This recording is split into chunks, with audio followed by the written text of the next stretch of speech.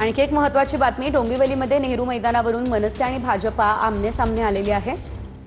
मैदानाच्या वादातून आरोप प्रत्यारोपांच्या फैरी या ठिकाणी सुरू झालेल्या आहेत। भाजप मैदान चोर असा आरोप मनसेने केलाय, तर हर्षद पाटलांना भाजपचा विभीषण असा टोला बघायला मिळतोय।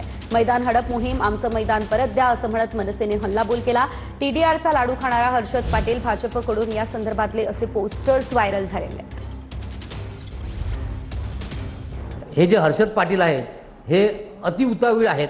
कामाचा त्यांना छोट्या छोट्या गोष्टी करून जरा मोठमोठा त्यांना क्रेडिट मिळवायचं आहे, यासाठी ते नेहमी प्रयत्न करतायत। नेहरू मैदानमध्ये जे शेड बांधलं आहे, हे शेड बांधलं त्यामुळे ह्यांच्या पोटात सुद्धा दुखायला सुद्धा झालेली आहे। ती कबड्डी खेळण्यासाठी त्या लोकांना, त्या विद्यार्थ्यांना, त्या तरुणांना, त्या मुलांना मिळावं, पावसातही त्यांना खेळता यावं यासाठी ते सगळं करून दिलेलं आहे।